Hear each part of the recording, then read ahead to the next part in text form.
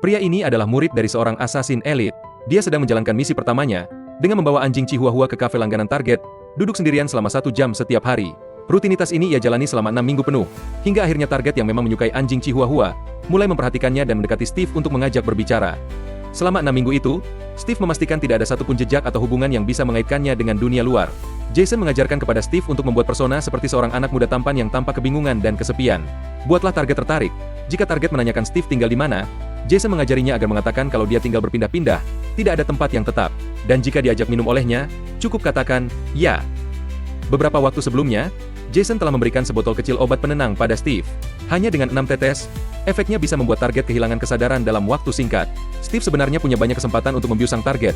Namun karena Steve ingin melihat hasil latihannya sampai di mana, ia tidak memberi target obat bius itu seperti yang direncanakan, melainkan mengikutinya ke rumah sang target. Ternyata target Steve adalah seorang gay. Setelah merayu sang target, Steve mengambil sabuk dan berusaha sekuat tenaga mencekik target. Tetapi Steve lupa, atau mungkin belum berpengalaman, bahwa musuh memiliki tubuh yang besar dan kekuatannya juga jauh di atasnya. Dengan mudahnya Steve dibanting dan sang target berhasil melepaskan ikat pinggang yang dipakai untuk mencekiknya. Steve kali ini mencoba kemampuan bela dirinya. Beberapa jurus dia berhasil melukai sang target.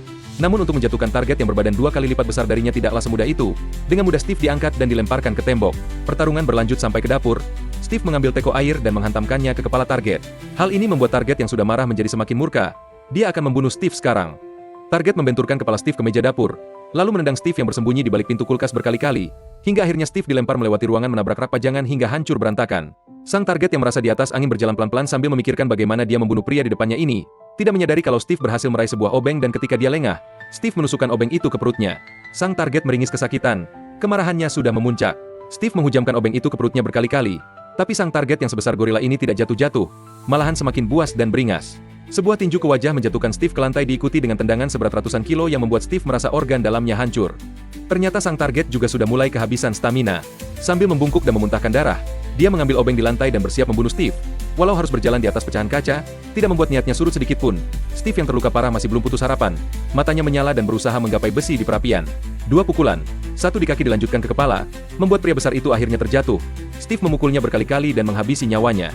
Akhirnya setelah pertarungan yang membuat seluruh rumah hancur berantakan, Steve yang telah berhasil membunuh target lemas terduduk di samping tubuh kaku korbannya.